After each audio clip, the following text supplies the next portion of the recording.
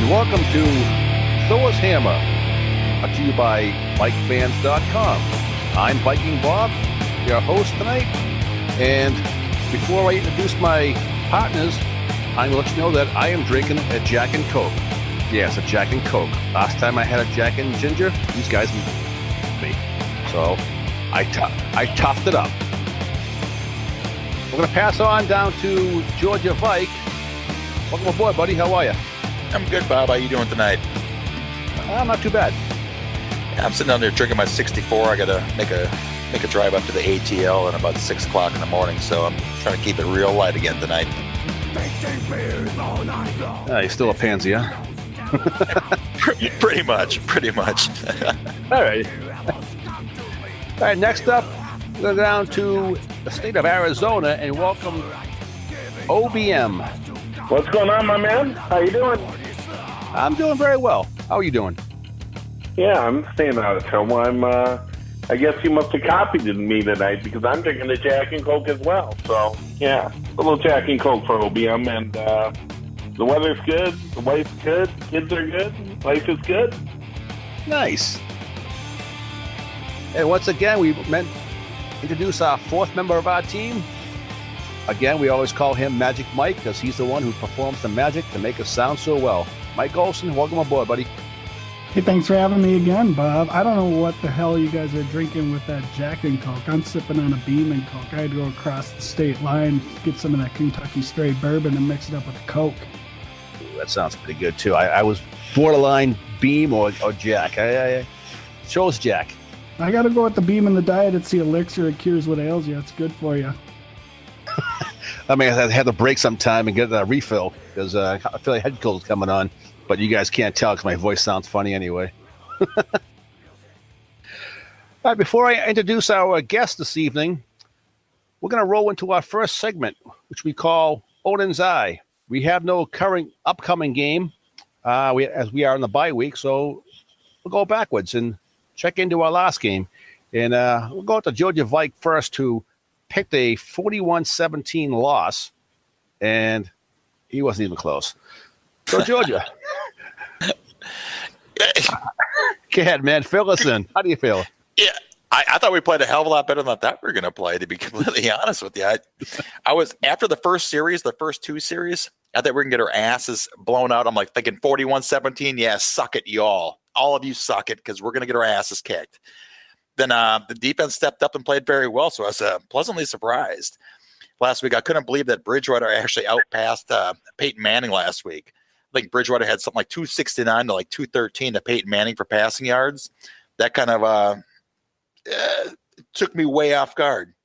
You know, the defense looked great. Our offensive line still looks terrible. I don't know what's going on with that. I don't know if it's, Denver's great defensive line or what they got going on, but our offensive line is in shambles. It looks terrible. They might as well have, my kids out there blocking and me blocking as well, because it was like a screen door in a hurricane just getting banged around everywhere.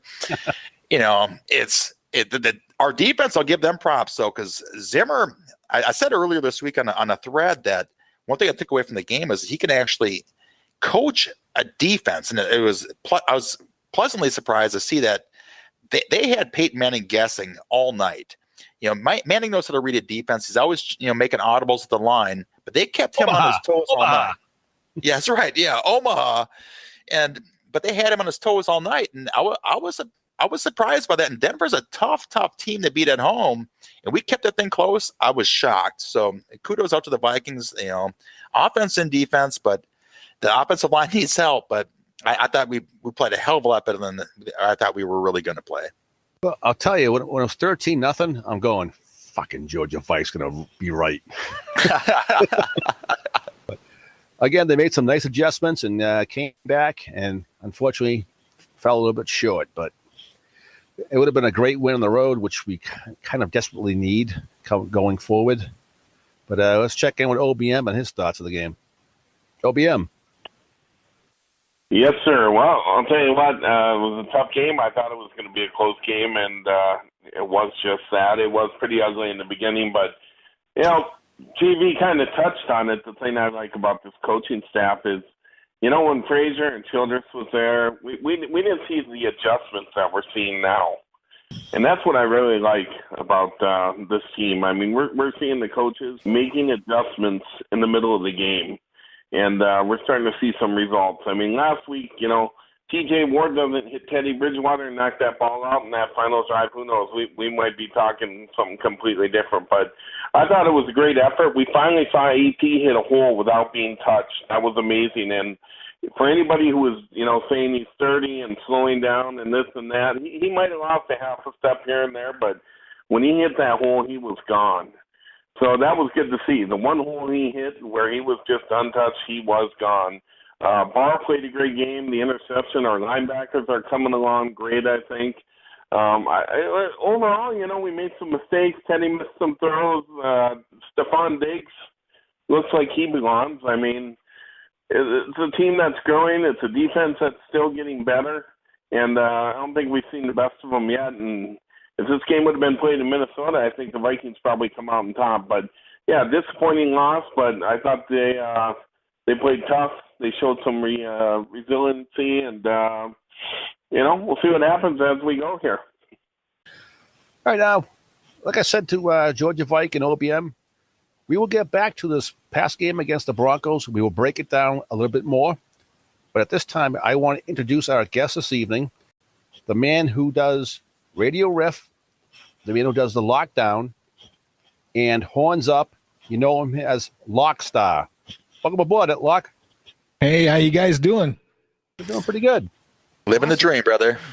That's right, man. Oh, yeah, man. Hey, thank you for the props for the Horns Up, and you guys are all going to be on there sooner or later. You know that too, man. It's all a brotherhood here in the Viking Nation. Absolutely. Loving it. Joining in with the crowd here, I'm having actually a mixture of Surlys. I got some Overrated and some Surly Fest. It's a Surly night tonight because we almost won. Damn it. They have one called Overrated? Mm-hmm. Is it overrated? No, it's actually really good. I really dig it. So, hey, Costco started carrying Surly, which is just going to cause more liver damage for me. Go figure. Cheers, Sam. Sam's Club's Rochester. Watch me walking out there with a pallet full of Surly here. It's the Costco that does it. Sam's Club's just another liquor store, but Costco has that. I mean, every bad decision starts with, are you drinking Kirkland brand premium vodka? And then downhill from there. I'm guessing Kirkland's not a high quality vodka out there. You'd be surprised. That's why you end up drinking way more than you thought you would. It's next to Vinny Del Negro in the wine section. Right. Well, yeah. No, they got their own Kirkland brand stuff, which is really cheap, and generally most of it's really good. And it's like, whoa, dang, I can get a lot of booze for nothing. And then you end up doing just that, and then you wake up in Duluth and you wonder how you got there. And you wonder why it doesn't cost very much. Right. Do they sell the cans of spray paint and a rag next to it? All right, Lockstar, we have you on here representing Horns Up. So give us your take on the past game against the Broncos. Well, you know what? You guys covered a lot of what I had to say. I wrote about in the article, which hadn't been approved yet, and I was just IMing Mike during that just to distract him. It was fun. But, we played a way better game than I expected. After those first two series, I thought we would actually maybe be a surprise team and pull it out with the way our defense is playing, but it was actually our offense that kind of carried us more this game, despite that line. Oh, my God. I can see why they made the moves they did this week here coming into the bye week because of that line. You just can't have 7 sacks and expect to win a game, even if you're carrying 2 turnovers on top, the defense stepped up, did its job as good as they could against what was considered one of the top NFL offenses. And we just came up just a bit short. It was just one of those times. I mean, really a missed field goal and we would have had it. Yeah. We didn't have a missed field goal, I should say. Let's correct that. Yeah. I mean, 3 points. 3 points is 3 points. What do you Walsh? I hate him. He's generating a lot of hate in the state right now. Yeah, he is.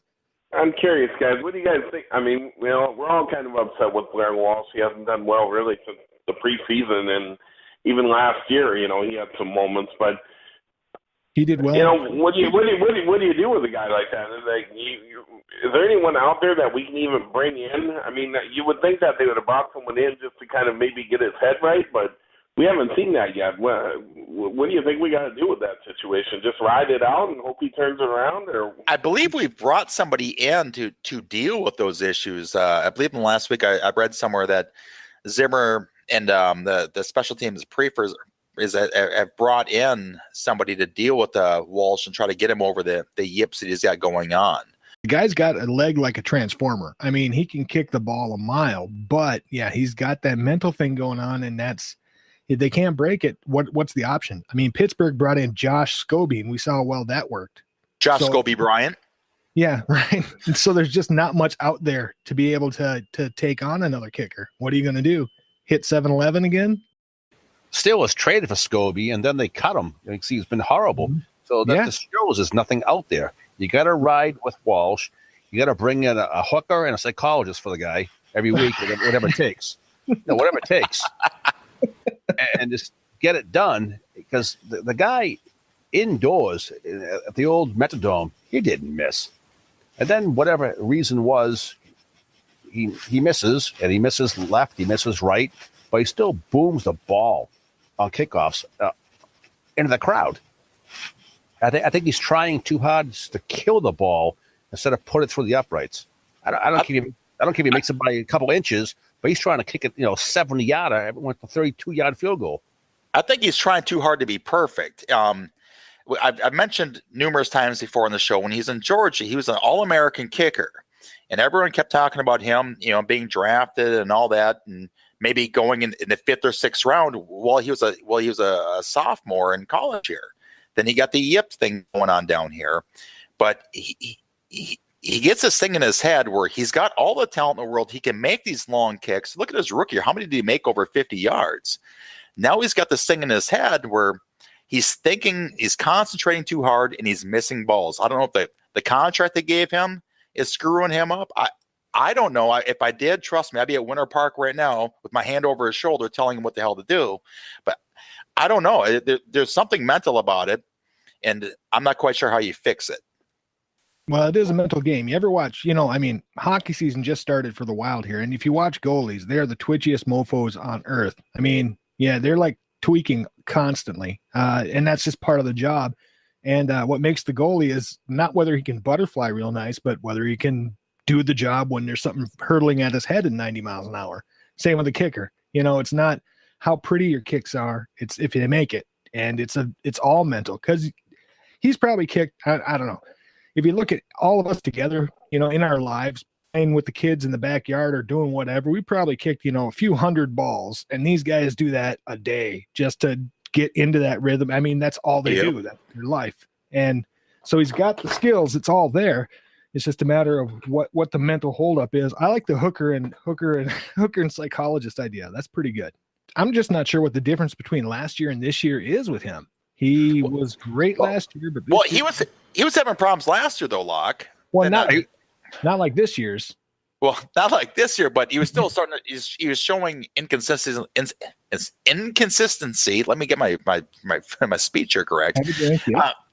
But last year he was not as accurate as we wanted to be. We started raising questions about week 10, week 11 last year, like what's going on here, and it's kind of continuing this year. It's kind of like the Khalil thing from 2 years ago that continued over, and now that we're all looking at it, he's kind of correcting that a little bit. But right now with Walsh, I don't think we can cut him. There's, like you're saying before, there's nothing else out there for us to get. There's no one else out there. I bet Giannis could come back. Come on. Yeah. I go back to his rookie year, and I believe Cohen Loeffler was a snapper, and wasn't Castle the holder? Castle was a starter. Well, actually, when Ponder was starting, Castle was a holder, I believe. And this year they cut Cohen Loeffler, so they have a new snapper. I don't think it's really the snapper, but it could be timing-wise. They have a new holder. The new holder is, I couldn't even tell you who he is now, but it's a different holder, and it affects all your timing and the way the guy's holding the ball. If he's off an inch to the left, inch to the right, leaning the ball forward too far, leaning the ball backward too far, yes, they practice all the time, but in game situations, it's a lot different. Don't you think the coaches would have picked up on that, though, Bob? If the coaches could see that happening there, trust me, that long snapper would be long gone right now if that was a problem.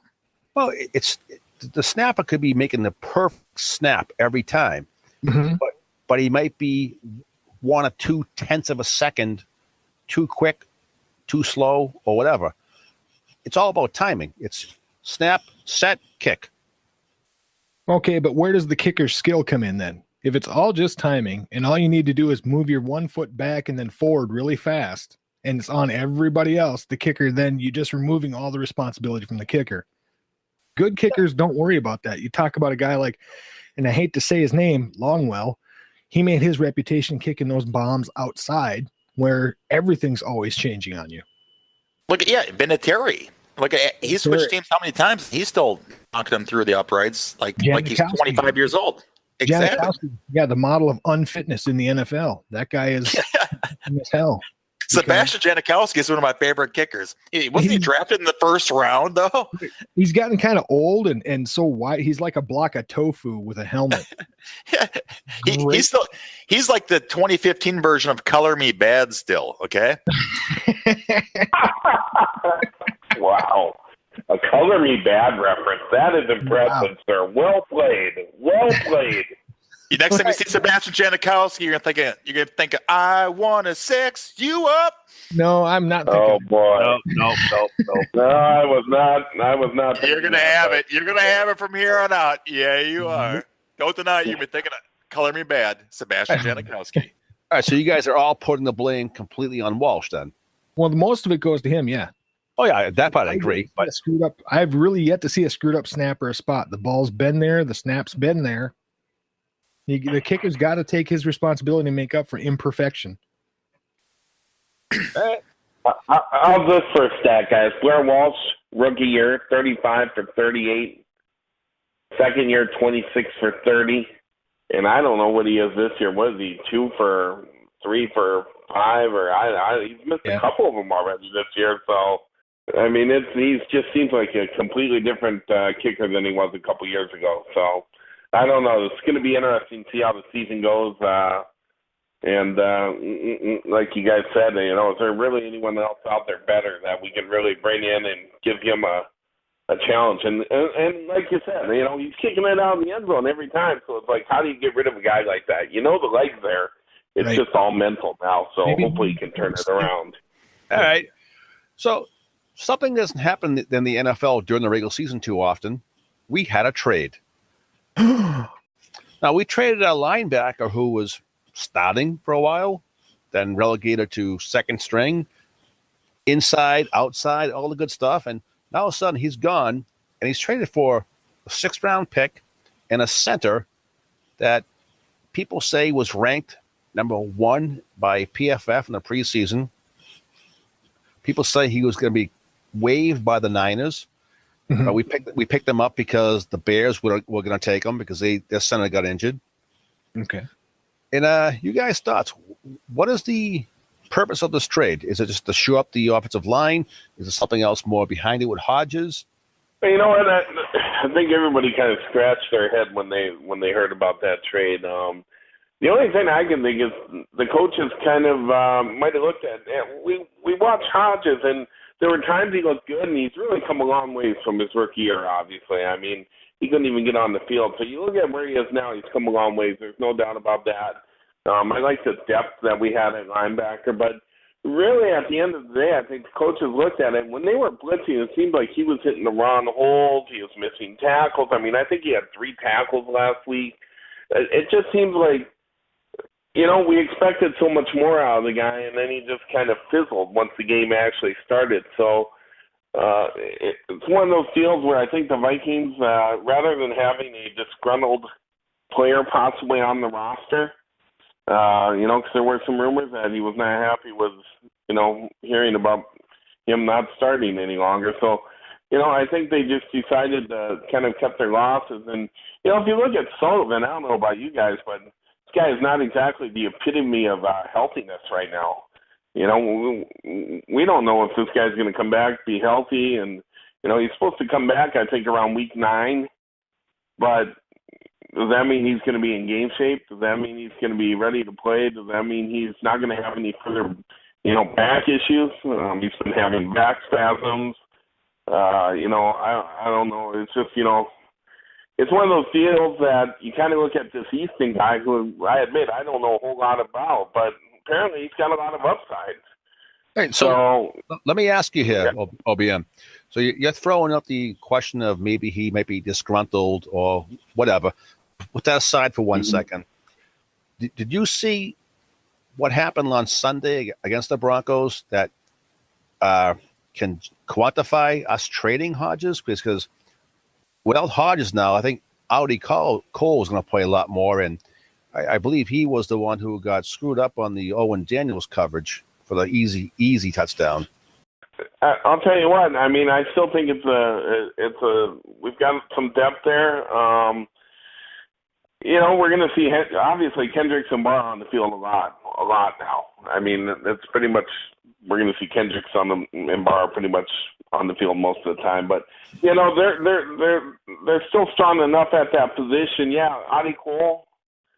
He did get burned. It looked pretty ugly out there. But one thing about Audi Cole, he has instincts. He has instincts, and I think that's what Hodges might have lacked. I don't know if he had the instincts that Cole has. I mean, Hodges has the talent. If we could take Hodges' talent and give it to Cole, the guy might be a Pro Bowler. So you can't coach instincts, and I think that's one of the things that I trust Zimmer with, that he kind of took a look at Hodges and went, you know what? I've done everything I can with the guy. I just don't see much of a future for him. I don't know if he's going to start for us at any point. And I think they just decided to move on. They rolled the dice a little bit. We'll see if this Easton guy can step up. So, when I first heard the news, I wasn't too thrilled either, because this is the first time since I've been a Vikings fan where I looked at our linebackers and went, wow, this is nice. We're actually pretty deep at linebacker. And I still think we're okay, but, we are kind of rolling the dice a little bit. But I think at the end of the day, I don't think this was a bad move necessarily. And like I said, the health of Sullivan, I mean, really, we really have to kind of look at that situation and all kind of realize that this guy we don't even know if this guy's going to be playing football in 2 years. We really don't. So I think it was a good move. I'm going to trust Spielman on this one. We'll see what happens. What do you guys think? All right, Georgia Vike, out to you. Your thoughts? I think, to be honest, I was very, very high on Hodges. Nothing personal against him. There's nothing I can pinpoint to say or he was good or he was bad. But I think getting offensive line help is such a difficult thing to do in the NFL these days, because you look at all these teams that have injuries, have players that are going out or not performing where they should be at, and to get any guy who's become available by getting cut from a team who had a good preseason, you have to give up something to make sure you can lock these guys in. So I think that's part of the deal why we traded for him. I think Hodges, right now, it might be a luxury that we had that we could trade away a little, not valuable, but a trade piece that was worth something to somebody else, that where we could lock down an offensive lineman, plus getting the pick from. The pick is being a 6th rounder, okay, whatever. But I think that we had to give up something to get this player to guarantee that he was coming to our squad. I think right now our linebacker corp looks great, with Kendrick and Barr back there, and Greenway playing good. I'm not Audi Cole. I don't know much about him. A lot of these, you guys know a lot more about him than I do. But I think with what we have out there right now, I think we're sitting all right. I think it was worth taking a gamble on, because I don't think Hodges would have been here next year anyways. So it's worth taking a gamble on. Right. So essentially, when you break it all down, we traded Hodges for Searles and Easton. That's how I see it. So hopefully these two guys that we got can do something. Lockstar, your thoughts? Are these guys are going to do anything? Well, touching on what OBM said, I think the Denver game did prove why we traded Hodges, and it wasn't because of the defense. It was because 7 sacks. And I think we had, 6 sacks last week and 4 sacks the week before. So, I mean, we're giving up way too many sacks per game. I mean, it's getting to be a ridiculous number. And you can't keep Teddy healthy. with that kind of sack load. And Sean Hill, sorry, man. right. Sorry. So on that, is Teddy Bridgewater holding the ball too long, or is it all on the offensive line? I think it's the O-line. The A-gap rush or the A-gap blitzes were killing us against San Francisco. And then they did the same thing with, except with even more talent in Denver, and we just couldn't stop. We can't hold the middle of the line. And I think they really looked out and they said, okay, San Francisco's cutting a center that was number one he was really highly rated coming out of the preseason, but they've got a stable guy there already. That was a luxury pick for them. So, before he hits the waiver wire, let's grab him. And what do we give up? Well, Kendricks is coming up awfully fast. So I think it's a confidence boost from the coach. I think the coaches are saying we're confident Kendricks can carry that middle linebacker position. And we just need something on the offensive line. And a pure center, good as Mitch Berger may be, pardon me, as good as he may be, being a swing player along the offensive line, having a pure center, a guy whose whole job is to read and dictate defense, dictate blocking assignments against the defense that they're seeing, that's way more valuable. That's where we miss Sully the most, and we may not get him back. So they are rolling the dice. Like you said, yes, they are definitely rolling the dice, but I think it's a necessary move. It's a painful move, but it's a necessary one. You gotta cut the one guy who's probably cuttable among your linebackers and try to get something going on that offensive line. We can't keep that up. All right. Hey, Locke. Yes, sir. When did Mitch Berger go on our offensive line? Oh, Joe Mitch Berger's Berger. there. I'm sorry. Thank you. Yes, include that, please, for the correction. Yes. All right, guys. A player who basically stepped in for the first time all season stepped up quite nicely. We're all talking about Stephon Diggs. From there, what happens to him, and what happens to the guy who basically is doing nothing for us right now other than returning kicks, unless it's booted out of the back of the end zone, Cordero Patterson? Diggs, where does he go? Lockstar, we'll go to you first. I see a player break out and have one great game, especially as a rookie.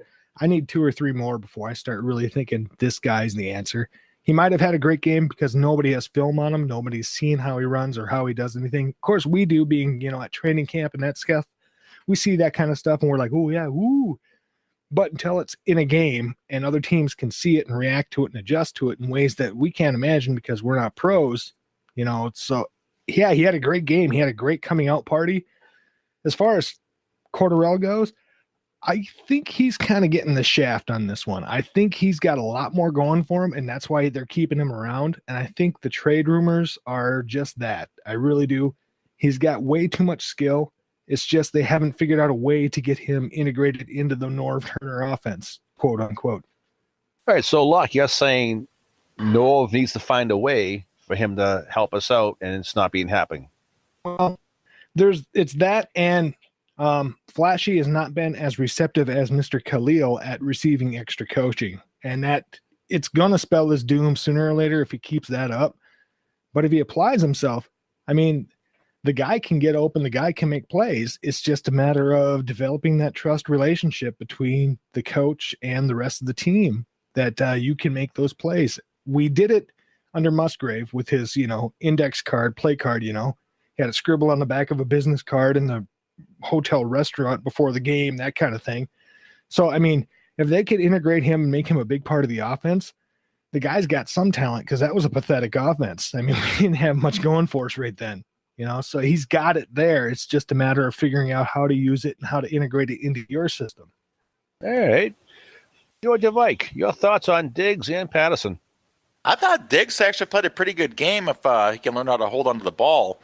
It was nice to see him running great routes. He reminded me of Percy Harvin in a way with the Vikings before the headache issues. But when Percy Harvin was playing, that's what Diggs is reminding me of. Great slot guy, crisp routes. It looked like he was always open. The burn he had on, I can't remember the defensive back for Denver at the moment, but he psyched him out and got himself open just with little footwork. That was an awesome play. I think he should be inserted as a third wide receiver. I know it's been one game, but that put him in the slot, I think he's straight cash on me. As far as Patterson, get rid of him. I keep hearing that there's multiple teams interested. Whatever team's interested, get rid of him. He's not doing anything for this team. He's not returning kicks and doing a squat with that. If we can get a 6th rounder for him, 5th, whatever, get rid of him. Get him out of here. It might benefit him. It won't do anything bad to our squad. So I think get rid of him as soon as he possibly can, because he had the opportunity to work with an unnamed player or coach this offseason, and he turned that down. And for someone who's not getting the plays and not understanding a playbook and how to run routes, who's turning down things like that, get rid of him. I haven't got the time of day for him. Well, one quick question about that, though. If he busts one week 6, let's say he busts one that just somehow doesn't get kicked out of the end zone for 109 yards, do you say the same thing? Just quick question. Yes. I'll say the exact same thing. He breaks one, great. But at the same time, I think, Sherrills could break one as well. Right now, Patterson offers nothing but not controversy, but more of a he's more of a scab on this team right now. Just he's a problem. He's there. He's not going to get any starts. If he's just returning kicks and doing whatever, pretty soon he's going to become unhappy and become vocal about it. And I don't want that anywhere near the squad. Fair enough. Okay. Hey, OBM, chime in here. Well, you know what? I can't say I don't disagree with everything that's been said, but at the same time, anybody know how many times he's been targeted this year in 4 games? Anyone want to take a wild gander? Twice. 2 freaking times. I mean, they may as well put me on the field. They'll target me at least 3 times, 4 games. Oh, man. 2 times, guys. Oh, man. I'm exaggerating maybe a little bit, but the point is, guys, 2 targets. 2 targets in 4 games. I mean, I have to look at Turner. I have to look at Zimmer and say, everybody, we all admit that this guy, we can all agree that he's an enormous talent when the ball's in his hands. And it just seems to me that we need to do more to get the ball in his hands. Okay, everybody will say he can't run a route and this and that, but you know what? Why aren't we throwing more quick screens? Why aren't we doing more reverses? Why aren't we using him as a decoy? I mean, he's definitely a threat when he's out there, in my opinion. I have to question if we're utilizing him. If we're doing everything we can to get him involved in the game. And that's one thing that kind of worries me. Percy Harvin, we knew that guy was just a head case. He had to go. And Patterson might be the same thing. I'm not sure. I don't know the guy. But one thing I do know is he's not getting a whole lot of looks. He's not getting on the field. That tells me he's in the doghouse really, really, really bad. So at that point, yeah, you're right. Maybe we just throw Sherrills back there, get rid of Patterson. What can we get for him? That's the real question. Do I want to dump that guy for a 5th-round pick? I mean, when we dumped Harvin, we came out pretty good. We got a 1st-round pick for that guy and a 3rd-round pick, I remember, if I remember correctly. So, Patterson's not going to garner that kind of trade value. So if we're just going to give the guy away for a 5th-rounder, I don't like that idea. If we can trade him for an offensive lineman, then I'm a little bit more open to it. But I just think it's too early to throw in the towel on the guy.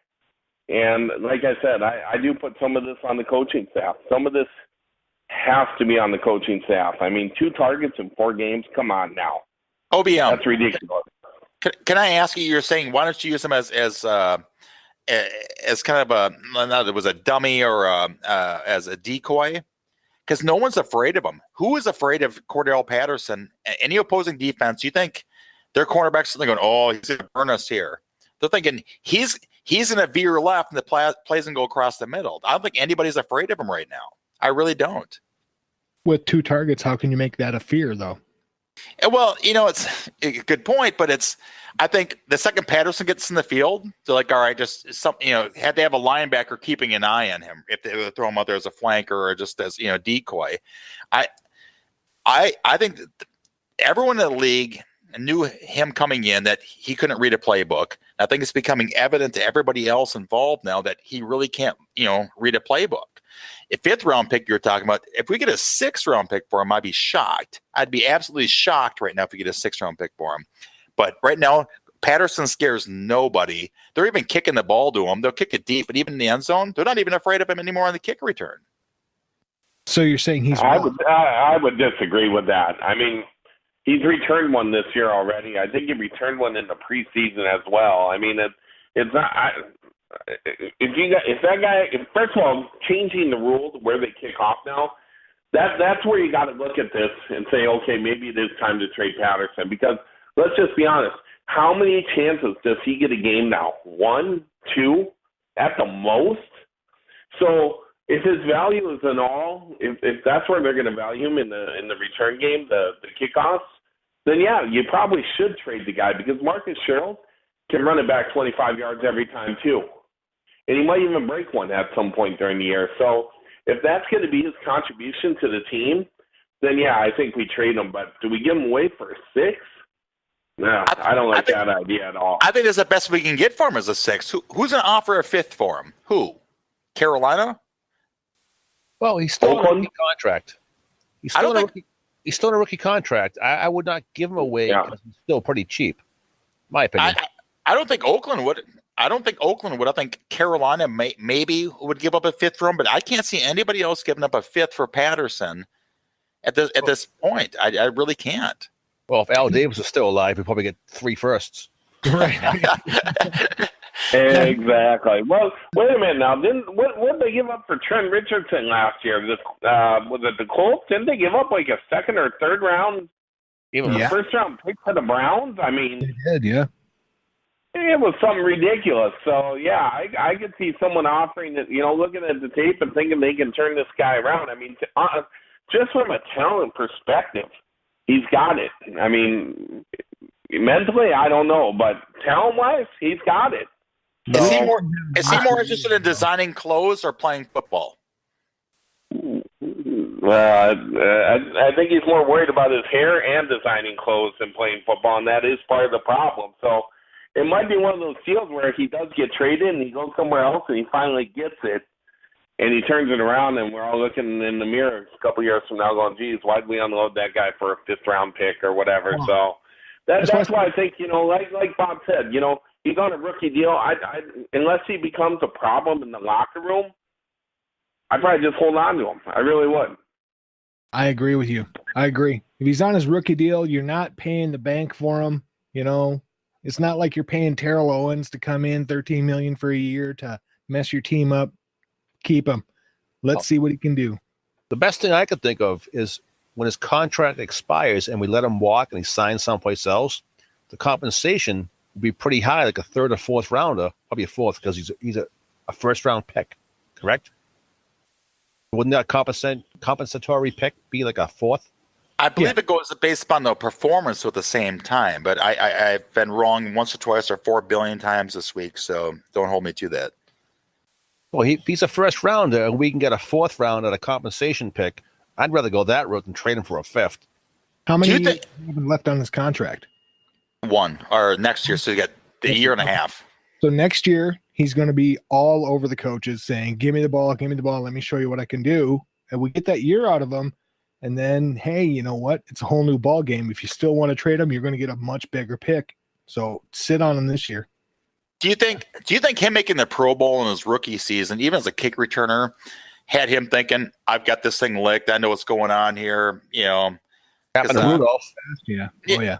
I think that affected him. I think that really affected him. And I even, there were stories after that when he got put in the Pro Bowl, there were players on that team that were rumored to have said something along to the effect of, that's the worst thing that could have happened to that kid. So, I mean, yeah, I think it all went to his head. I mean, he came in year 2. I don't know if you guys went to training camp that year. I did. And that guy's head looked bigger than Fat Albert's. I mean, he was so full of himself. You could see it on the field. And I think it really did affect him in probably not such a good way. So, that's a great observation. All right. our guest tonight called Lockstar. Lockstar, at this time, the floor is yours, big guy. Tell us anything you want to tell us about yourself. Well, I love roller skating, holding hands on the beach, and no, I'm kidding. I'm kidding. Are you single? Are you single? Are you single? Are you single? Hey, wait a minute. TV likes that stuff. Well, that's why we roller skate on the beach together, holding hands. I can see that. Yeah. I'm boombox carrying roller skater, okay? Well, you're in sand. You can just walk. They don't really roll there. So, yeah. Not like the tide is high, and so am I. Right. Hot tip. Yeah. Oh, dude, Blondie on a beach? Hell yeah. You know it. Yep. Right. No, I guess, it's, what do you want to know, man? I run a Radio Riff. I put my shows up on Vike Fans and stuff because I'm always shouting out my Viking brothers and stuff when I do my shows on Sundays. Last week it was during the game, which was, usually unfortunate, but sometimes if the announcers are really stupid, then it's not a bad thing to listen to while you're winning or losing. And I end up getting more furious or not, depending. It all happens because it's live, What else you want to know? Where'd you get your name, Lockstar? What this is a geeky thing now, because I've been around the internet. I've been lurking around the fringes since Unix shell accounts. And I'm a big fan of literature, and one of my favorite poems was by Sir Robert Thomas. It was called Lochinvar. Oh, young Lochinvars, come out of the West, that kind of thing, right? And so I'd always been Lock online. And then after I got to DJing for some time, somebody just said, "You're like the rock star Lockstar," and it just sort of stuck. So hey, Nice. Rock on. We're Right good on. with it. How many countries are you broadcasting to these days? Right now, Radio Riff hits 70 plus countries a month all over the world. Fill us in a little more on Radio Riff. Tell us about it. Well, it's a radio station that we grew out of a video game. Believe it or not, we grew it out of a video game. A bunch of us were DJs, and we hung out of this in Second Life, and we just decided, hey, let's make this a station, and let's do this and that and the other thing. And we tried to make a kind of a different station concept and not be so much about being in a video game and just making shows, kind of like the old 70s DJs. You remember back in the day, you'd listen to a show to hear the DJ because I'm sending a long distance request out to. Yeah, Wolfman Jack. Who that on Wolfman telephone? Oh, yes, exactly. You would hear it, and it's not because they were the centerpiece of the show, but they brought you on this little trip with them. That was really cool. So we built a station around that concept based on all rock and roll, because some people like light stuff, some people like heavy stuff, some people like, your old golden oldies, and some people like your Slayer and death metal, man. So it's room for all because it's all, oddly enough, all related, all really integrated, all part of that same brotherhood. It's not just some poser weirdo modern crap that you hear. It's real spirit, real rock and roll, and real passion. So we built that out of a video game, we expanded into the real world, and then all of a sudden things started blowing up. We have so many bands approach us and work with us and do things with us nowadays, and we're all over the world. In fact, there's even an internet cafe in Cameroon that plays us all the time. In Cameroon, right? And they talk to us. They're like, "Oh my God, you're the greatest things ever, man. We love listening to you guys." And they get in the chat room and they talk to us. It's like, wow, middle of Africa. That's kick ass. Yeah, it is, man. Because rock is not a thing in Africa. That's like the final rock frontier, really. And so, we love doing it, man. It's just one of those things that makes you feel good. Kind of like a Vikings win, man. You want to feel good. And that's, part and parcel. You're kind of the rebels fighting against the establishment. That's maybe why, being a Vikings fan, that's why I'm so attracted to it. Because that's what we are. Because the establishment hates the Vikings. Duh. The man hates us. Right, exactly, man. These announcers are constantly talking about the other team, and it gets sickening after a while. And it's the same thing with rock, man. Did we talk about how you became a Viking fan? No, not how I became a Viking fan. No, but that's a pretty boring story. I was kind of born into that shit. Me too. Yeah. I remember not being one. Right, it's kind of like the brand of birth. I remember the Kramer years was the first years I was actually conscious of what I was watching. He wasn't playing quarterback. No, he wasn't. Right. That was the old Jerry Burns, let's go on a retreat and I'll comb my hair with a pillow years. That's kind of, yeah, we understand. Yeah, that was great. I love Jerry Burns. I love the Kramer years. Those are great stuff.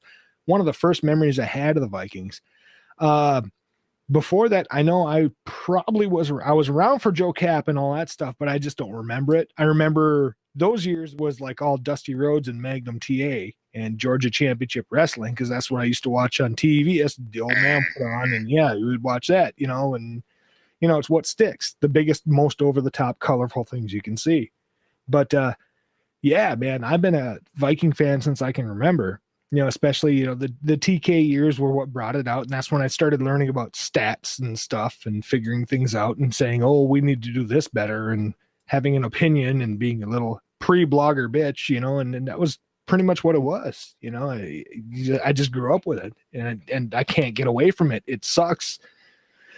But it's like growing up in Minnesota, it sucks, but you deal with it and you make the best that you can, because winter always comes. But yeah. So Kramer years, and there you go. Let's move forward to the NFC North. Guys, we all got the Bears game wrong. We all thought they were going to lose. Yeah. Well, everybody else got it wrong too.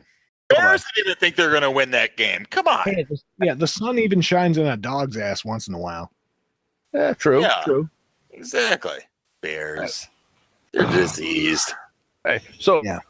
let's go. The Packers rolled, pretty much. Don't even get me started.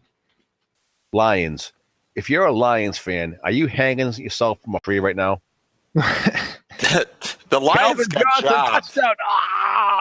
Well, they didn't really get jobbed, because the thing is, Johnson did fumble that ball. Chancellor came in and knocked that ball out of his hands, which was a fumble. I think I can't think of the player's name who knocked it out of bounds back there. I can't remember. Cam Chancellor. No, Cam knocked it out originally. Yeah. Exactly. Hill? But sure. Yeah. Uh-huh. Yeah, we'll go with that. But he knocked it out of bounds to kind of like the flip. It wasn't even like oops. It wasn't even a good, like when the players fall with the fake injuries. This was a blatant smack out of bounds. And the ref, obviously can't review it. You can't challenge that. Right. For that ref to screw up that call, if I was a Lions fan right now, I'd be pissed, because if they won that game, them and the Seahawks would have the same record. They both do 1-3 right now. And right now, the Lions, their season's over. And Seattle lives to breathe another day. Here's the big bet in Vegas. The Lions season is technically kind of sort of over now. Do they go 0-16 for X2? No way. They're too good to go 0-16. No way. It takes a fluke, even for terrible teams, to end up 0-16. Even Carolina beat us back in, was it 2002, 2003, when they had went 1-15. They beat us in the opening game. For bringing that up again, Jesus. To go 0-16 takes a very special brand of stupid and very special brand of bad, and Detroit's not that bad. Let me ask you guys this. Let's just look at this from a different perspective, though. The Lions lose that game, and the NFL acknowledges what an hour later, we screwed up. It should have been, that was the wrong call. I mean, right. Should we make it so you can challenge anything? I mean, are the games going to go too long if we go down that route where you can just challenge anything? I mean, should we make it that you can just challenge anything? I mean, let's be honest. The 2009 Saints Vikings game, when they called the BS pass interference on Lieber, I mean, we get to challenge that. There's no way that's a penalty. So do we now look at this and go, you know what? Maybe it is time. These guys are not capable of keeping up with the speed of the game, and you should be able to challenge everything. What do you fellas think? Yes. I agree. Yes, I'm with GV on this one. Yes, you only got 2 challenges a half, and a third if you're successful on both previous ones. So go, you're not delaying the game that much. If you can challenge where a player is out of bounds or the spot of the ball, you should be able to challenge a penalty as well. There's no reason you can't. If they're saying that they can only make this errors where the ball's positioned, BS. Or if the guy fumbled the ball, BS. They can also make errors as far as penalties are called. So I think you can challenge anything. Anything on the board, challenge it. I agree with that. The only problem I can see with that, though, is that there's holding on every play. So you have to put some restrictions on. I mean, is it the impactful play? Maybe is that the rule? I don't know. But you can't just, challenge any old thing because there's holding every play if you really digest it. But I think if you get to the holding penalties or something like that, like where there's holding in every play, you got to be able to say, so-and-so number 78 was holding on this play. Right. Kind of like you got to be specific on the challenge you call now, saying you challenging a spot of the ball or you challenging a turnover. What are you challenging here? Because so is that going to be the Microsoft Surface, intro into the NFL where they can actually do those replays? Because now they rely on the Jumbotron like everybody else, and that ain't going to be favorable. Well, exactly, but at the same time, there's so many angles of everything they got going on now, and I'm sure it'll be a new Apple Watch type feature, something like that. Well, they can speed it up a lot like they do in baseball and hockey, as in have someone else review the replays and just call down to the ref and say, Well, that's what I thought they were doing. That's what confused me the other night. Isn't there someone in New York or something watching the game and analyzing all this stuff? I mean, normally you see that Mike Pereira guy chime in, whenever there's a debatable call. Where was that guy that night? Was he out at Red Lobster at All You Can Eat Shrimp? Or where the hell was he? Right? Because someone should have been on the horn saying, hold on, fellas. Go to a TV break, commercial, whatever. Let's discuss this. I mean, if this would have happened to the Vikings guys, oh, my God, the board might have blown up. Seriously. I'll say this, OBM, how come I know Dean Blandino's name? How come I know that? That's a good question. How do I know Mike Pereira's name? Yeah, exactly. We should not know that. I know Dean Blandino's name because he's the head of officiating, and the calls all go to him. There's no reason that any of us should know his name. Right. He should be doing his damn job. Exactly. And his people that are working for him should be doing their damn jobs as well. Right. So it's like I said, where were these guys when that play happened? Were they at home in bed? I mean, I just don't get it. How can you let a play like that? And you know what? The minute they realized, hey, we screwed up, they should have trotted both those teams back out on the field at the 6-inch line and given it to Detroit and said it's first and goal, because that's what needed to be done there. So I'll tell you right now, if I'm a Detroit fan, I'd be absolutely livid. I mean, yeah, they're 0-4, so you can sit and say, yeah, they were probably done anyway, even if they're 1-3. But statistically, 0-4, you are done. 1-3, you still got a shot. So yeah, they totally got screwed. I mean, just unbelievable. You're right. And that's why we all hug the Detroit guys and say, yeah, you're our special little brother and we protect you, because they're that bad every time, every year. They just fall into that trap. Even the refs are getting confused themselves. Okay. It's hard enough that players to realize what the rules are. But the NFL is going to pass a game, these receivers, and this is really a fumble. This isn't a fumble. This is a catch. This isn't a catch. There's so many rules that are there now. It's diluting the sport. Agreed. And it's pissing me off because we can see it as fans, but these guys who are getting paid to make these calls can't see them. But at the same time, I also give them credit because we get to see this stuff replayed 15, 20 times. These guys are seeing this in real time, and they can't review it. So I'll give them the credit for that. But there's too many rules that are diluting this game and making it difficult for anyone, the refs, the players, the fans, anyone to know really what the hell's going on here. I think a judgment call. Yeah, the judgment call was good until we started having teams like the Packers seem to get every judgment call against them, even if there's a replay involved. So that will go on forever. Right. So, give the Packers a 5-minute break and then call it in their favor anyway, no matter how ridiculous the evidence is against them, kind of thing, except for the one time with the Seahawks, which is why we had to get rid of all the replacement refs, But, I mean, you even go back to, like, the receiver caught the ball, but he did not make a receiver move. Therefore, we catch. Move, football move. What the hell is a football move? That's the Chris Carter rule. And the Chris Carter rule is another rule that sucks a lot. You know, one other thing, dude. I'm just gonna throw this out there. We talked about the Lions. You know, they're 0-4 now because of this. But how about Seattle? You go from 1-3, and we're talking. If they're 1-3, what are we talking about right now? Russell Wilson getting paid $100 and some million. He's 1-3. It's a completely different ballgame. How much does that change the Cardinals Seattle game this week? I mean, in 1-3, the Cardinals are, I think, 3-1. I mean, they got a 2-game lead. They can lose this game and still be in first place. As it stands now, they lose this game. Guess what? Seattle's in first place. So it changes a lot of things. I just can't believe that somebody was not sitting in a chair in New York and didn't pick up a phone and say, "Hold on, let's talk this over and make sure we get it right." So it really affected not only Detroit, but it also affected the NFC West. I mean, it changes everything for Seattle. They go from 1-3 to 2-2. That's huge. Do you think money's getting in the way of it? Do you think this gambling is getting in the way of it? Well, gambling always does, but you got it. That's that. If you have full-time referees, you reduce a huge chance of that gambling influence because they've got something more on the line for it. The old saying is, you always follow the money. Exactly. All right, guys, let's move forward to the NFC North games coming up. We have the Bears at the Chiefs. Oh, that's actually an easy one, despite the Chiefs' record.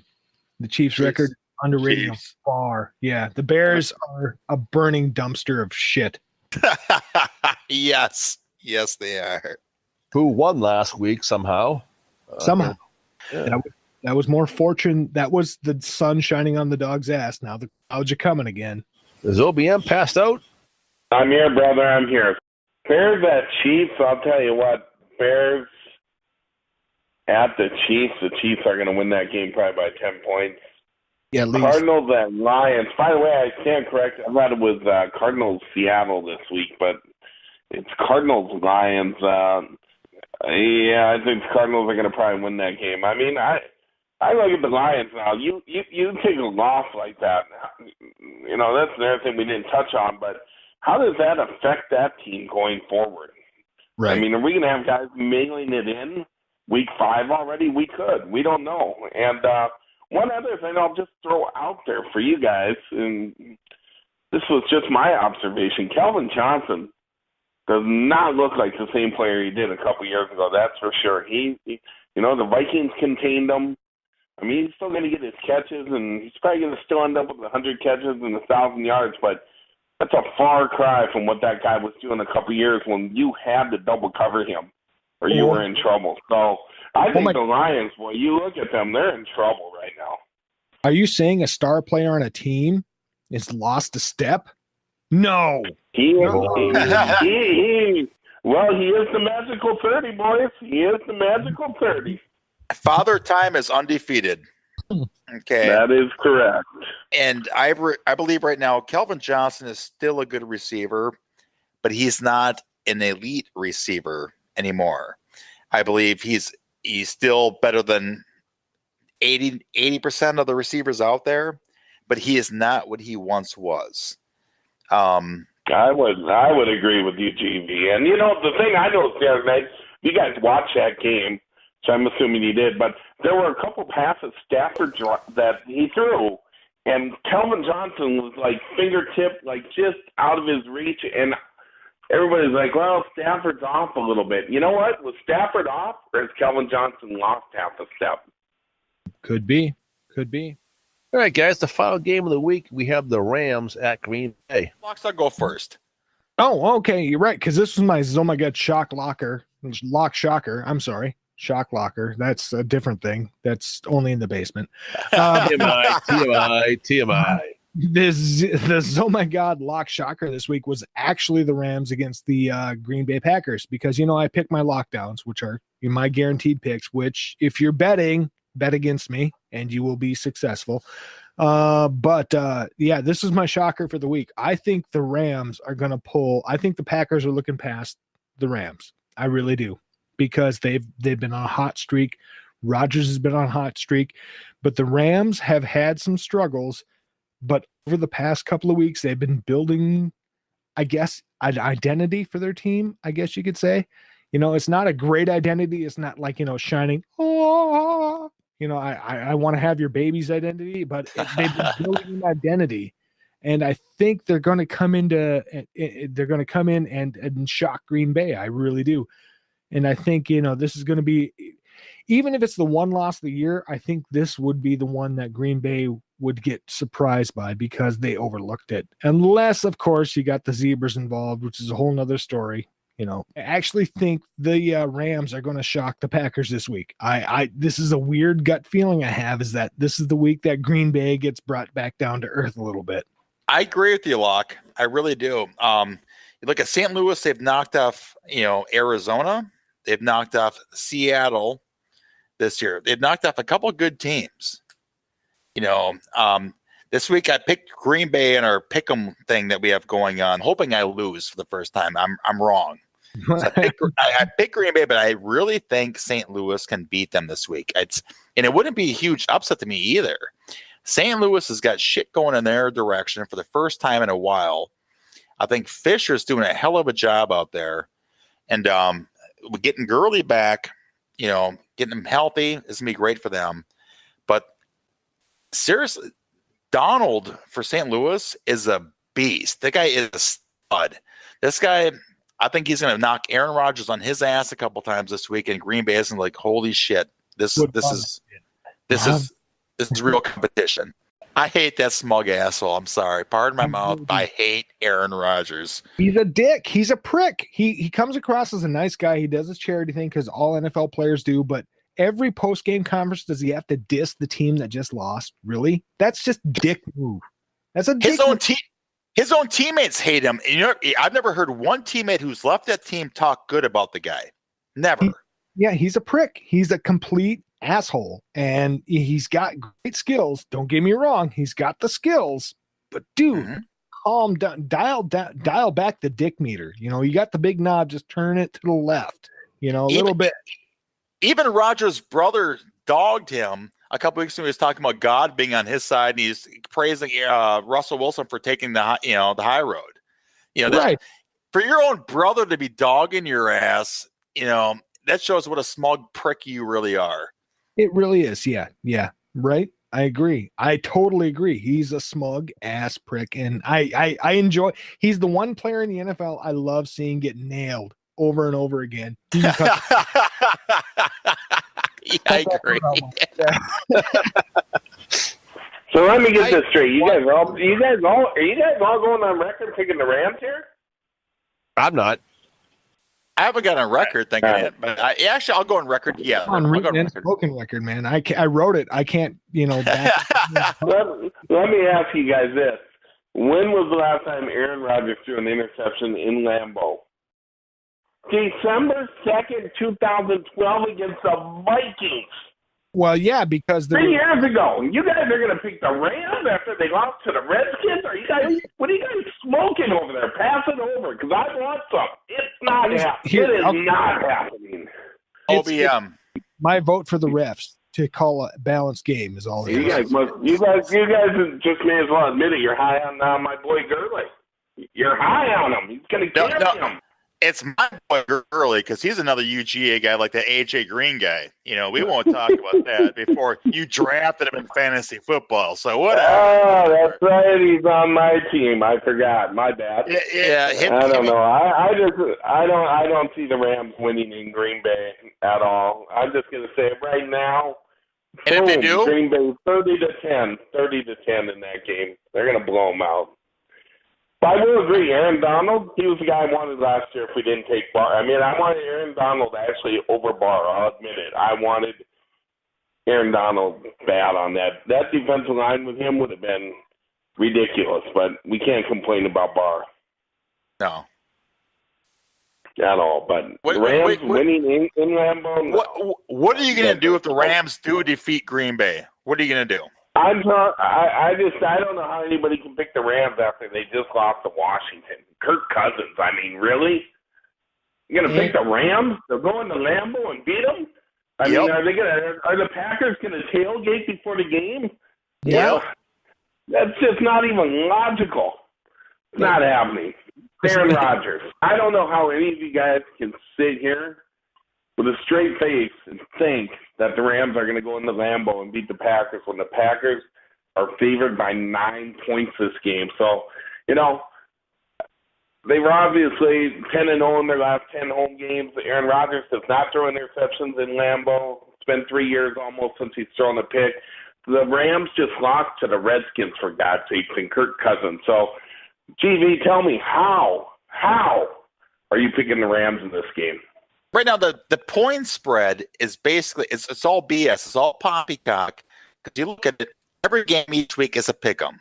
Okay, then Vegas looks at okay, who's picking who.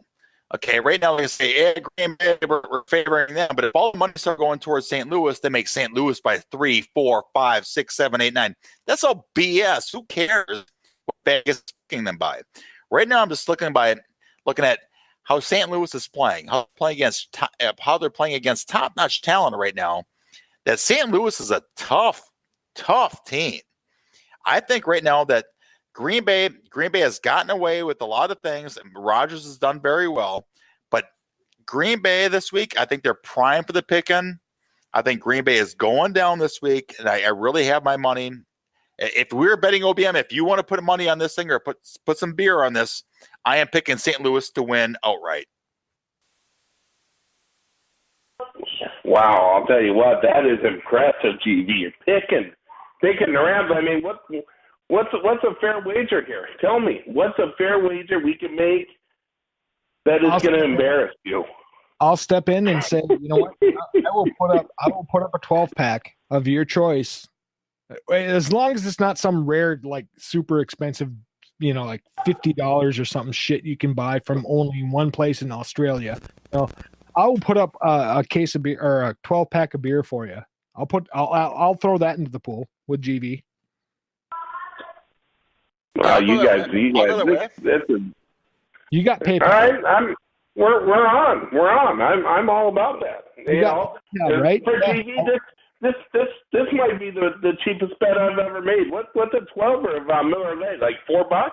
No, you're buying me some Slammer wheat from the Jailhouse Brewery. You're buying me a 6-pack of this shit's like $12.99, dude. You're buying me 2 of them. You're buying You give us a PayPal. We will both ship you. We will both give you money to buy that beer as long as you use it for the beer.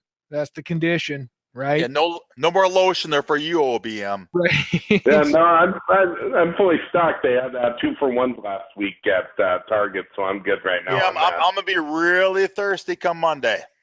Right. Yep. Yeah. You go against 2-on-1, man. I mean, 2 cases of beer or 2 12ers of beer or a case of beer for you or a 12. I am confident I will accept that bet. All right. And I will gladly PayPal both of you bozos should the Rams pull off that upset. And all right. And not only that, I will face defeat next week on the podcast and admit that you guys are obviously much more knowledgeable and smarter than OBM, which we all know isn't true. But hey, Locke, you're hearing all this, and Bob, you're hearing this too, right? Yeah. Witness, sign, seal. I would love to get in this bet as well. I agree with OBM. There's no way the Rams beat the Packers. Oh, so now we're 2-on-2. 12. All right. There it is. So me, Bob and I'll buy one for TV. Bob will buy locks. There it is. We're both going to make this bet. We're all going to make this bet. And Bob and OBM next week, legends.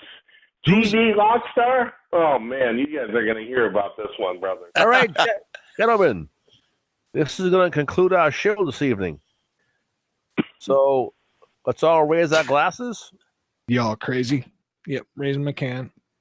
The old saying is, you don't have to go home, but you can't stay here. So let's finish them up. Let's call it a great night. Thank you all for having me. You guys rock. Guys, Really cool podcast.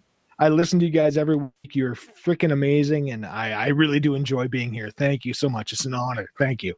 Thanks for coming on, brother. Thanks for coming on, my man. Thanks for coming on, and thank you for your donation of a 12-pack next week, brother. Yeah, we'll see how that works out. Trust me. Next week when they lose, I'm like, oh, you guys drink like Bush Light, right? You guys drink Bush, right? Yeah, no. Oh, yeah. That's early cost. Oh. Yeah, certainly overrated. You're right.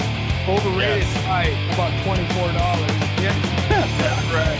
Overrated, like over the fucking got with the Packers.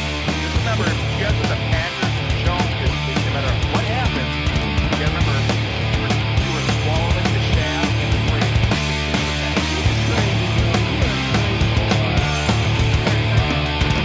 Drinking beers all night long, listening to those devil sounds. Beers and booze, so I sing. Rocky rebels, come to me. We will have some fun tonight. Drinking, stewing, that's alright. Giving all the best you got. Bring another horny slot.